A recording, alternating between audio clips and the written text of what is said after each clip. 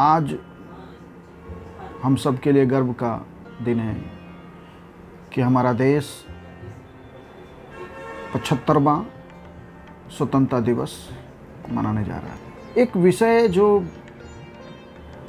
मैं आप सबसे डिस्कस करना चाहता हूँ कि आप आज के जो बच्चे हैं उनको शायद ये पता नहीं कि पहले कुछ खास अवसरों को छोड़कर राष्ट्रीय झंडा अपनी घरों पे, दफ्तरों पे जो है लगाने की आज़ादी नहीं थी।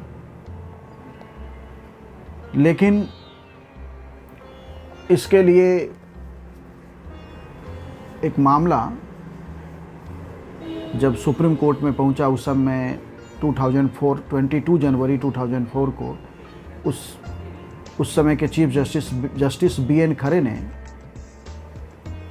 की बेंच के सामने जब राष्ट्रीय ध्वज फहराना क्या नागरिकों का मौलिक अधिकार है, यह सवाल जब उठा, क्योंकि आर्टिकल 19 संविधान के भाग 3 में article 19(1)(a) right to speech and expression के फ्रीडम की बात करता है, विचार और अभिव्यक्ति की स्वतंत्रता। तो क्या फ्लैग होस्टिंग हमारी अभिव्यक्ति की स्वतंत्रता है, ऐसा नागरिक का एक वर्ग मान रहा था। और उस समय के कानून में इसको जो है कुछ खास अवसरों को छोड़कर और बहुत सारे पाबंदियों के साथ ही फहराने की इजाज़त थी। लेकिन उस समय जस्टिस BN खरे ने एक महत्वपूर्ण फैसला देते हुए जो है राष्ट्रीय ध्वज को घरों पे, दफ्तरों पे और सम्मान के साथ, प्रतिष्ठा के साथ फहराने के अधिकार को मौलिक अधिकार माना, और इससे नागरिकों के अपने राष्ट्र के प्रति प्रेम और सद्भावना पे जो एक रोक लगी हुई थी, वो बाधा जो है रास्ते से हटा। अब एक बात कि ये जब हम राष्ट्रीय ध्वज जब हम फहराते हैं तो ठीक है कि ये राष्ट्र प्रेम और राष्ट्र के प्रति हमारी सद्भावना जाहिर होती है। तो राष्ट्र प्रेम और राष्ट्र के प्रति सद्भावना के लिए 15 अवसर का सिर्फ इतना महत्व है कि इस दिन देश आज़ाद हुआ था। अब तो ये मौलिक अधिकार है, हम हर समय राष्ट्रीय ध्वज के सम्मान और प्रतिष्ठा के साथ उस जो है फहरा सकते हैं, फ्लैग होस्टिंग कर सकते हैं। लेकिन इस फ्लैग का मतलब क्या है? इस फ्लैग में 3 कलर हैं।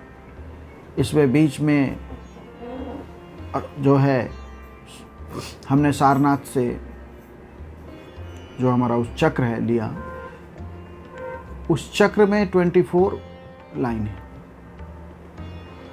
और सारनाथ भारतीय इतिहास का वो महत्वपूर्ण पल का गवाह है जब महात्मा बुद्ध ने उस समय के समाज में जो धर्म को लेके मान्यता और विचार थे, उसे उलट पलट दिया। इसीलिए उस घटना को धर्म चक्र परिवर्तन के नाम से हम कहते हैं कि धर्म के चक्र को जो है दूसरी दिशा में, मानवता, मानववाद की दिशा में बुद्ध लेके गए। और बुद्ध के यह विचार आज अगर देशों की संख्या को देखें तो क्रिश्चियनिटी के बाद इस्लाम, और इस्लाम के बाद दुनिया में सर्वाधिक देशों में बौद्ध धर्म है। तो वह इस बात का भी प्रतीक है कि यह राष्ट्रीय ध्वज